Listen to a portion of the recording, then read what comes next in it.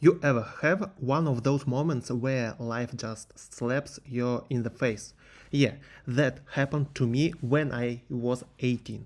I still remember that night like it was yesterday.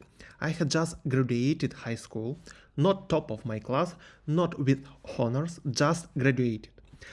I wasn't the golden child. That title belonged to my older brother. He was smart, went to an LV Lego school, and made my parents proud. Me, I struggled in school.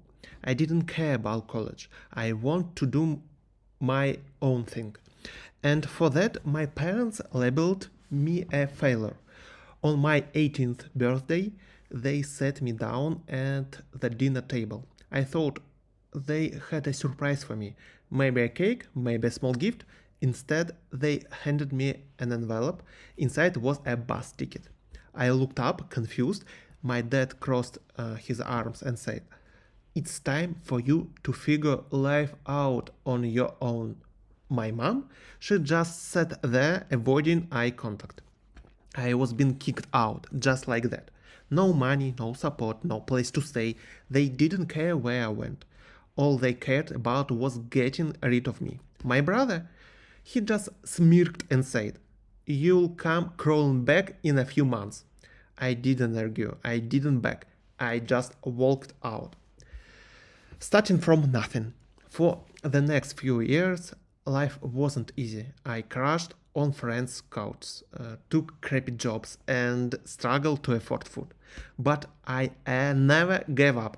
I worked long hours, saved every penny, and taught myself skills that school never did. I studied business, marketing, and finance. Not in a classroom, but in real life.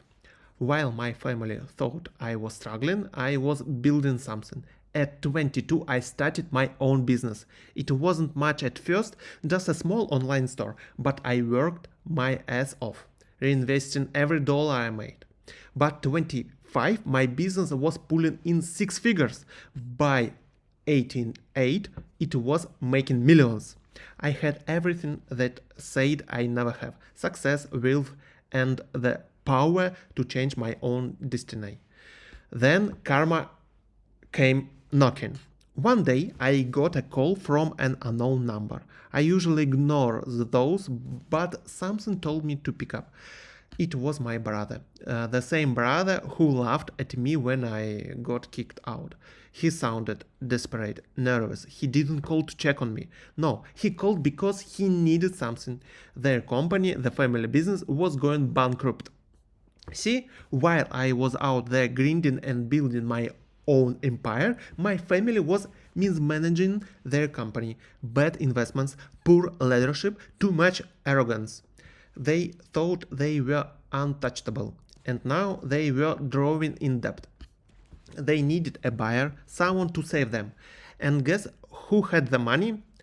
I'll never forget the look on my father's face when I walked into the meeting. He hadn't seen me in 10 years. He had aged, his confidence gone.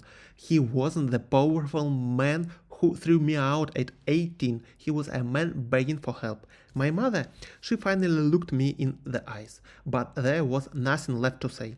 And my brother, he looked like he had seen a ghost. I sat down, leaned back, and said, "So, let's talk business." I didn't just buy their company, I bought it for pennies on the dollar. I let them struggle. I let them feel the weight of their failures, the same way they made me feel worthless years ago. And then I fired every single one of them. The sweetest revenge. I walked out of the building the same way I walked out of their house 10 years ago, but this time I wasn't empty handed. This time I owned everything they once called theirs. Moral of the story: never underestimate the person you throw away, because one day they might come back and owe everything you took for granted.